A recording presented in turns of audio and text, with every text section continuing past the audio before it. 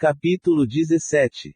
As aprovações da pré-caravana, o dia da caravana, o ônibus dá defeito no caminho, a primeira visão pessoalmente do templo, o selamento, os ensinamentos, as experiências, o alojamento, a volta para casa, a minha casa, as aprovações pós-templo. A maioria desses relatos aconteceram no dia 21,22, 23, 24,25 e 26 de fevereiro de 2016. Dificuldades e aprovações. Quando estava próximo da nossa viagem para o templo, começaram a aparecer vários imprevistos que dificultavam a nossa viagem. Passamos o ano de 2015 contribuindo para a viagem, toda vez que íamos preencher a papelada do dízimo nos colocávamos também em outros. Na papeleta tem a opção outros que podemos contribuir para a nossa caravana, que ao doarmos, acrescentado de caneta a sigla CT que significa, Caravana ao Templo. No final de dezembro, eu e minha rainha fomos calcular o quanto nos tínhamos em dinheiro, o resultado final deu uma passagem que na época custava R$265, a outra passagem nós pagamos. Depois de muita conversa no meu emprego para entrarmos em um acordo, acabou dando tudo certo as minhas férias para o mês de fevereiro. Tiramos a nossa recomendação, pagamos as passagens, compramos o que tinha de comprar, sim, ficamos só esperando o dia da caravana que seria no dia 21 de fevereiro de 2016. Quanto mais se aproximava, mais ansioso eu ficava. Mas também as aprovações continuavam, tanto financeiras, material, espiritual e contendas conjugal. E então chegou o dia da viagem. O primeiro do bispado que na época era o irmão Orlando, sim, ele veio nos buscar em casa para a capela, pois o ônibus ia sair da capela, e ainda ia passar pelo Sobral. Chegamos em Sobral ainda cedo da noite, aproximadamente às 8 horas da noite horas. Depois de resolver o que tinha de resolver, saíamos de Sobral aproximado às 11 horas da noite horas. Enfim, finalmente estávamos a caminho do templo, sim, a caminho da casa do Senhor. Lutamos muito para que chegasse esse dia glorioso, dia esse muito importante para mim e minha rainha. Passamos por muitos desafios que sufocaram-nos a cada dia. Sabemos que o inimigo trabalha de todas as formas, sim, sabemos que ele joga os seus dardos flamejantes, sim, sabemos que ele nos ataca todos os dias e que a sua voz é suavemente venenosa, e se formos fracos ele nos leva vagarosamente para o fundo do poço, sim, mas ele não conseguiu nos vencer, pois digo-vos que conseguimos suportar esses desafios. Em nossas orações, eu pedi ao Pai Celestial que ajudasse a minha rainha para que desse tudo certo na viagem, para que ocorresse tudo bem no decorrer da viagem, pois a minha rainha sempre passa mal quando viajava em ônibus que tem ar-condicionado. Quando ainda estávamos em Sobral, a minha rainha já estava passando mal, em nossa bolsinha de remédios, lá estava o Dramin, mas esse Dramin era fraco, devido isso o irmão Michel deu-me 2 Dramin, só que esse era muito forte, e então dei um para minha rainha, e consegui um lugar no andar de baixo, depois disso a minha rainha conseguiu dormir a metade da viagem. Quando estava faltando o MS 300 km para chegarmos em Recife, o ônibus deu defeito. O ônibus dá defeito no caminho. Ao escutar um barulho, imediatamente o motorista parou o ônibus, e quando o motorista foi olhar o que tinha acontecido, ou se era alguma falha no motor. Ao abrir a tampa onde protege o motor, o motorista assustou-se com um gato morto. Concluímos que o gato tinha entrado no motor algumas horas antes, quando nos tínhamos parado para merendar. O gato tinha se enrolado nas correias do motor, causando danos e quebra das correias do motor, devido isso ficamos parados mais de 1 hora. Nesse momento, era aproximadamente 1 hora da tarde quando o gato se enrolou nas correias do motor do ônibus. Depois disso muitos de nós saímos para fora do ônibus porque não estávamos aguentando tanto calor, e a partir de então tivemos uma aventura inesquecível. Aventura inesquecível no decorre da viagem ao templo. Essa foi a minha primeira experiência da caravana ao templo pessoalmente do templo de Recife, literalmente, a casa do Senhor. O Senhor sempre ordenou ao seu povo que construísse templos, edifícios sagrados nos quais os santos dignos realizem cerimônias e ordenanças sagradas do Evangelho para si próprios e em favor dos mortos. O Senhor visita os seus templos, e eles são os mais sagrados de todos os locais de adoração. O tabernáculo erguido por Moisés e pelos filhos de Israel era um templo que podia ser transportado. Os israelitas o usaram durante o êxodo do Egito. O templo mais conhecido dentre os mencionados no Velho Testamento foi aquele construído por Salomão em Jerusalém, ver 2 CRO acento circunflexo N. 2 a 5. Ele foi destruído em 587 a.C. pelos babilônios e restaurado por Zorobabel cerca de 70 anos mais tarde, ver ESD. 1 a 6. Parte desse templo foi queimada em 37 a.C. e Herodes, o Grande, o reconstruiu posteriormente. Os romanos destruíram o templo no ano 70 depois de Cristo. No livro de Mórmon, os seguidores justos de Deus foram instruídos a construir templos e a adorar neles, ver 2 Né. 5 e 16 da manhã, Mos. 1 e 18 da manhã, 3 Né. 11 para 1. A construção de templos e o seu uso correto são, em qualquer dispensação, sinais da igreja verdadeira, inclusive a igreja restaurada em nossos dias. O templo de Kirtland foi o primeiro templo construído e dedicado ao Senhor nesta dispensação. Desde essa época, foram dedicados templos em muitos países em todo o mundo. Quem estará no seu lugar santo? Salmo 24 para 3-5. Subamos à casa do Deus de Jacó, Isa 2 para 2-3. Mique 4 para 1-2, 2 Né. 12 para 2-3. De repente virá ao seu templo o Senhor, Mal. 3 para 1, 3 Né. 24 para 1, DIC 36 para 8, DIC 42 para 36. Jesus purificou o templo, MT. 9 e 12 da noite -16. MC. 11 e 15 da manhã -18, LC. 7 e 45 da noite -48. Foi ordenado aos santos que construíssem um templo em Missouri, DIC 57 para 3. DIC 84, 3 a 5. Estabelecei uma casa de Deus, DIC 88 para 119. DIC 109 para 8. O Senhor repreendeu os santos por não terem construído um templo, DIC 95, 1 a 12. Eu não entrarei em templos impuros, DIC 97, 15 a 17. Aceitei esta casa, e meu nome aqui estará, DIC 110, 7 a 8. O povo do Senhor sempre recebe ordem de construir uma casa em nome dele, DIC 124 para 39. A grande obra a ser realizada nos templos inclui o selamento dos filhos aos pais, DIC 138, 47 a 48. A grande obra dos últimos dias inclui a construção de templos, DIC 138, 53 a 54. Na maioria dos templos do Senhor erguiu o anjo Moroni no pilar dos templos, simbolizando o anúncio do Evangelho nessa última dispensação. -171.449.033.604.200. O meu coração batia cada vez mais acelerado quando mais se aproximava da chegada ao templo, senti o meu desespero de alegria. De repente, avistamos o anjo Moroni no alto do templo, o meu coração acelerou cada vez mais. Nesse momento sentimos uma forte presença do Espírito Santo. Só de ver o anjo Moroni sabíamos que esse era o templo verdadeiro do Senhor, assim como os demais templos de a Igreja de Jesus Cristo dos Santos dos Últimos Dias. Sim, todos nós que estavam no ônibus sabiam disso, e o Pai Celestial sabia que nós sabíamos. O selamento. Tornar válidas no céu as ordenanças realizadas pela autoridade do sacerdócio na terra. As ordenanças são seladas quando recebem a aprovação do Santo Espírito da promessa, que é o Espírito Santo.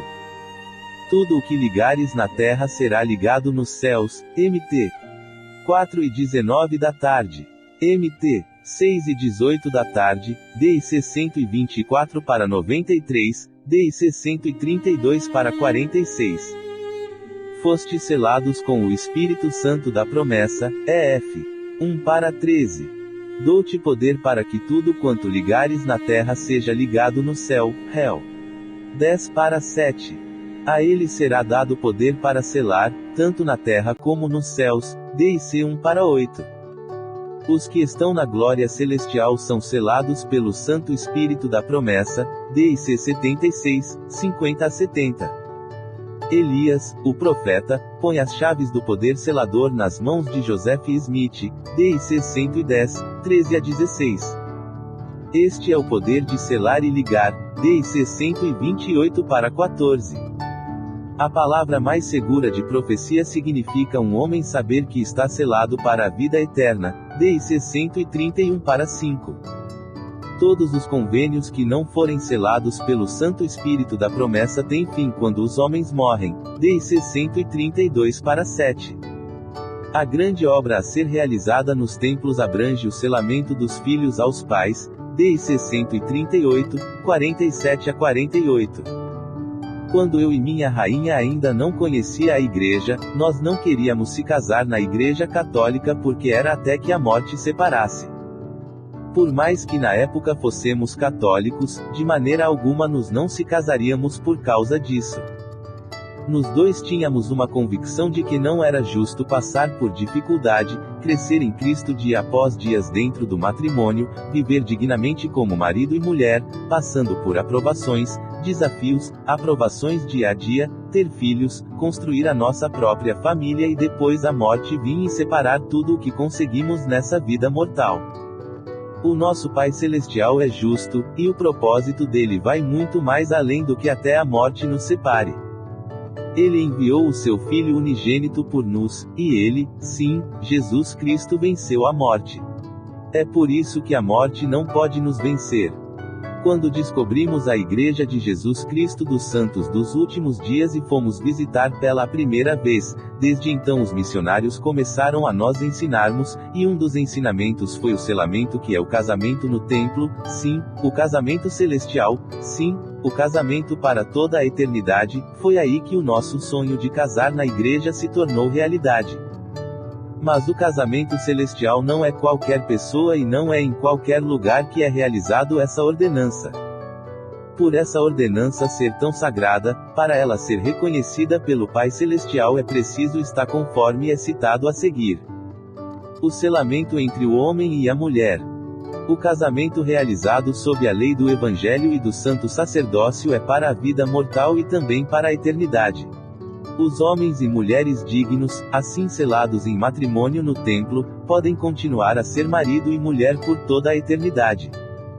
Jesus ensinou a lei do casamento, LC 8:27 da noite -36. Não é o homem sem a mulher, nem a mulher sem o homem, no Senhor, 1 Cor. 11:11 da manhã.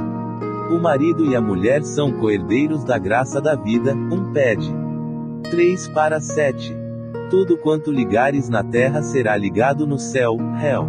10:7. MT. 4:19 da tarde. Para obter o grau mais elevado do reino celestial, o homem precisa entrar no novo e eterno convênio do casamento, DIC 131, 1-4. Se um homem não se casar por meu intermédio, seu convênio e casamento não terá valor quando morrerem, DIC 132-15. Se um homem se casar com uma mulher pela minha palavra e pelo novo e eterno convênio e for selado pelo Santo Espírito da promessa, estará em pleno vigor quando estiverem fora do mundo, DIC 132-19. Nesse dia tinha 4 casais de nossa ala que iam ser selados, uma bênção maravilhosa e inexplicável, 130.175.643.890. Esses são os 3 casais de nossa ala que se selaram no mesmo dia. Eram 4, mas no momento da foto ficou faltando um casal. O primeiro casal da esquerda da foto é eu e minha rainha, ao centro da foto está Daniel e Larissa, do lado direito da foto está Ramon e Thalita. O casal que não está nessa foto é o Darcio e Caroline. Não dá para escrever o sentimento que sentimos no nosso dia do selamento, só sei dizer que as nossas emoções estavam tão intensas que as lágrimas corriam em nossa face.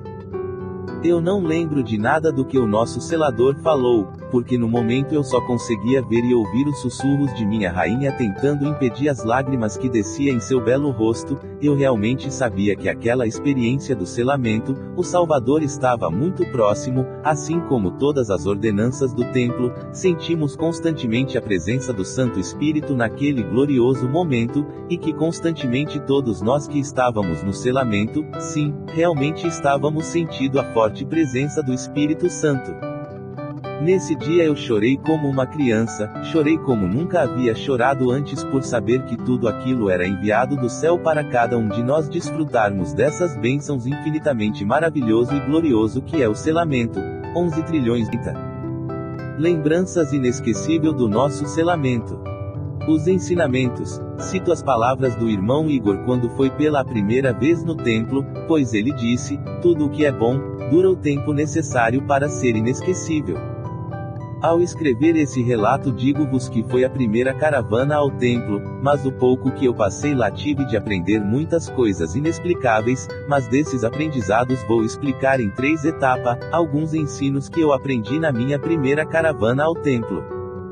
Estou dentro do ônibus viajando de volta para casa nesse dia de 27 de fevereiro de 2016, na madrugada de sábado. Ensinamento de número 1. Aprendi no templo a profunda lição do aprendizado, do qual a todo tempo estamos aprendendo, mas esse aprendizado é sempre por etapa, ou seja, um pouco aqui um pouco ali até termos a plenitude do conhecimento, mas enquanto isso não acontece continuamos aprendendo. Uma criança não sabe que é criança até se tornar adolescente ou jovem. Ao se tornar adolescente ou jovem eles aprendem a importância de uma criança, o cuidado que precisa ter para que ela não caia, não se machuque e etc. Além disso, uma criança é inocente de todas as coisas. Quando nos tornamos pais, fazemos tudo o que está ao nosso alcance para dar do bom e do melhor para os nossos filhos, só que o tempo nunca para, eles continuam e continuam. Chegando o tempo que os pais se tornam avós, e o tempo de pai e mãe acabam e tornam-se avós. E acontece que, ao ver seus netos brincando e sorrindo, os pais que agora se tornaram avós percebem que não conseguiram ensinar tudo para seus filhos, percebendo que havia tantas coisas que poderia tê-lo ensinado mas não deu tempo, então os avós passam a ensinar os netos tudo o que não deu para ensinar os seus filhos. Agora ensina os seus netos, e assim o grau de aprendizado continua. O Salvador cresceu de graça em graça como relata as Escrituras, e todos nós recebemos também da sua plenitude, graça por graça. Pois eis que assim diz o Senhor Deus: darei aos filhos dos homens linha sobre linha, preceito sobre preceito, um pouco aqui e um pouco ali, e abençoados os que dão ouvidos aos meus preceitos e escutam os meus conselhos, porque obterão sabedoria, pois a quem recebe darei mais, e dos que disserem, temos o suficiente, deste será tirado até mesmo o que tiverem. Ver 2 Nef 28-30. Ensinamento de número 2. Conta-se uma história de que um patriarca foi dar uma bênção patriarcal em uma irmã. Ao entrarem na sala, o patriarca colocando as mãos na cabeça da irmã, o patriarca ficou em silêncio por alguns minutos. A mulher, já um pouco frustrada com o silêncio, resolveu perguntar ao patriarca o que estava acontecendo.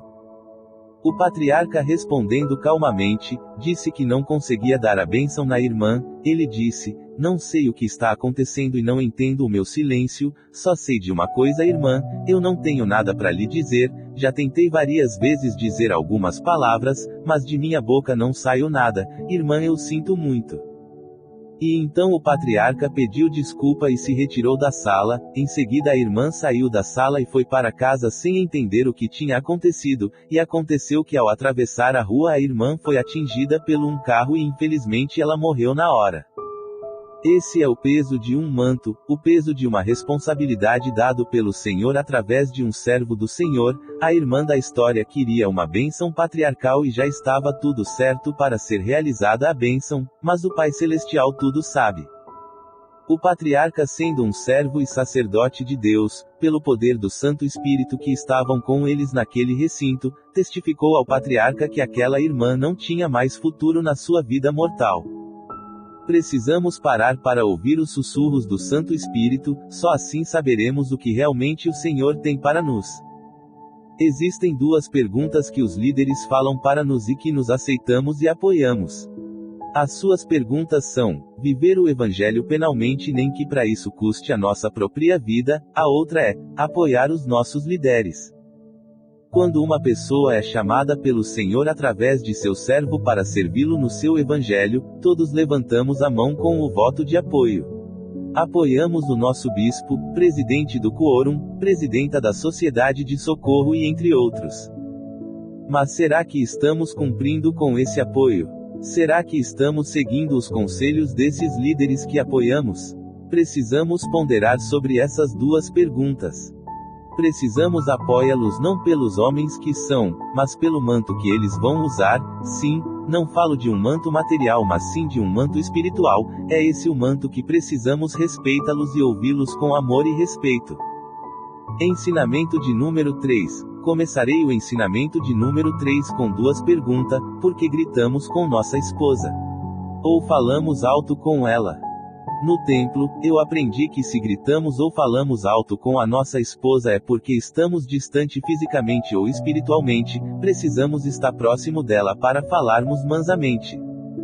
Para que isso aconteça, precisamos treinar-nos, praticar-nos e sendo humilde de coração para que o Espírito Santo possa fluir na presença dos dois. Ao fazer isso, passamos a colocar Deus em primeiro lugar no nosso relacionamento. É difícil de fazermos isso quando brigamos, mas é nesse momento que precisamos compartilhar o nosso grau de espiritualidade ou, como diz as Escrituras, caridade, que é o puro amor de Cristo. E então, ao praticarmos o dom da mansidão como se estivéssemos na casa do Senhor falando sussurrando, então acontecerá que, nunca se afastaremos nem fisicamente nem espiritualmente, e ao seu lado falaremos um para o outro sussurros de amor e de sabedoria para nós dois e para nossa posteridade, mostrando o exemplo do Salvador. Deixo essas palavras e esses aprendizados que o Pai Celestial me falou através de seu servo no Templo de Recife, em nome de Jesus Cristo. Amém. O alojamento. Na viagem, uma das jovens que estava no ônibus teve uma brilhante ideia de uma brincadeira. Nessa brincadeira, quem fosse participar colocava o nome em um pedaço de papel, e ao ser sorteado cada um tirava uma pessoa diferente. Houve um sorteio e a pessoa seria o anjo da pessoa que foi sorteada. As regras eram: todo dia no alojamento tinha que escrever uma mensagem para a pessoa que você escolheu. Essa pessoa, você como um anjo tinha que cuidar de sua escolha, e na sexta-feira, sendo o dia de voltar para casa, todos tinham que se apresentar com um presente simbólico. No quarto que eu fiquei, estava eu, Daniel, Darcio, Michel, Júnior Queijo e o patriarca da nossa estaca. Eu não lembrava de casa, para dizer que eu não lembrava. Sim, eu lembrava da Pituca, a nossa cachorrinha que estava em casa sozinha pois a minha sogrinha estava viajando, e quem ficou de dar a comida da Pituca foi a minha cunhada Ana Carla. Todas as noites antes de dormir, enquanto o patriarca estava roncando, nos estávamos conversando sobre o Evangelho, o que nos conversávamos funda. Na quarta-feira, eu, minha rainha, Michel e Orlando, saímos para comer camarão pois nesse dia era promoção. Apesar de pouco dinheiro, nos não deixamos de perder essa oportunidade pois poderia ser a única, e eu não me arrependo. Também nessa caravana eu comi sushi e achei uma delícia. Como dissera, nos estávamos com pouco dinheiro mas aproveitamos muitas oportunidades de nos divertirmos. Fomos para a casa do Senhor para trabalharmos, mas à noite tinha um tempo livre para nos. Por ser a primeira vez, foram experiências únicas. No alojamento não fica o marido e a mulher no mesmo quarto, eles ficam separados. Nos quartos que tem homens é só homens e no quarto que tem mulheres é só mulheres. À noite o ar-condicionado ficava ligado e a falta de minha rainha do meu lado aumentava, mas todos nós éramos confortados pelo Espírito Santo, pois nos sabíamos que a nossa esposa estava ao lado do nosso quarto. À esquerda da imagem, Orlando na frente, Michel atrás. À direita da imagem, a minha rainha na frente, e eu atrás, 114.310. A volta para casa, o que sentimos no templo foi inesquecível, e eu testifico que lá é realmente a casa do Senhor, sei que lá realmente fazemos convênios que não dá para fazer em outro lugar. Infelizmente chegou o dia que não queríamos que chegasse, era sexta-feira, dia de voltar para casa. Apesar desse dia, todos nós estávamos felizes de ter ido à casa do Senhor e poder ser digno de entrar em sua casa e poder trabalhar na sua obra. Para mim, toda vez que eu saia para passear na casa de minha família ou ir para um banho, a minha maior alegria era de voltar para casa, sim, saber que eu estava voltando para casa, como diz o ditado, nada como o nosso lar. Mas nesse dia, só de saber que eu estava voltando para casa, eu estava muito triste, só de imaginar que eu teria que sair da casa do Senhor e enfrentar novamente os desafios do mundo, sim, de saber dessas coisas eu estava triste.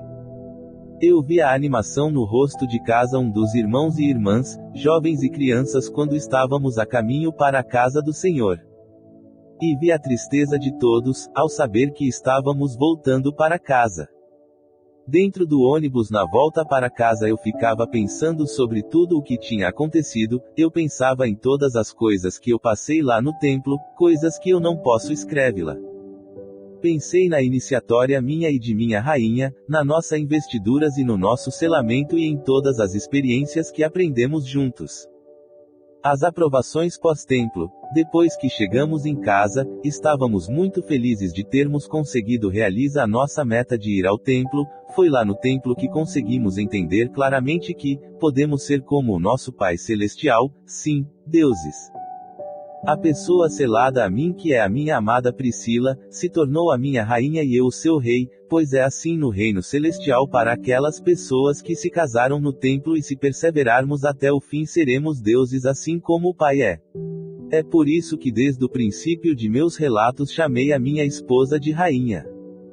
Infelizmente as aprovações estão vindo com tudo, as portas do inferno estão abertas para nós, e nós não estamos sendo fortes o suficientes para fechá-la. O nosso casamento está por um fio de cabelo, estamos prestes a nos separar, as contendas estão cada vez pior e cada dia que passa está aumentando, e sem falar na parte financeira que quem está nos ajudando com algumas despesas é a igreja. Estou muito triste e desesperado, porque eu não quero me separar de minha rainha.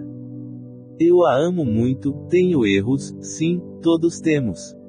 Na maioria das vezes as brigas são por pequenas bobagens acumuladas por minha parte.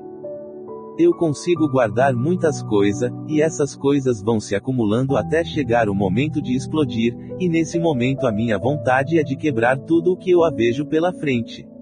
Não sei se é aprovações pós-templo ou se é nós que precisamos mudar, se precisamos sermos cada vez mais humilde. Pai Celestial, eu não sei qual é o propósito de tudo isso. Mas no fundo de minha alma eu sei que é isso que Satanás quer. Nos se reconciliamos e a paz voltou a brotar em nosso lar, e agora nos estamos vendo um ponto de luz no meio da névoa de escuridão. Termino esse relato nesse dia 17 de julho de 2016. Com todos esses desafios nos sentimos a mão de Deus nos guiando, em nome de Jesus Cristo, amém. Depois desses relatos consecutivos de minha vida com a minha rainha, desde o polo de atendimento, continuarei a relatar assuntos variados.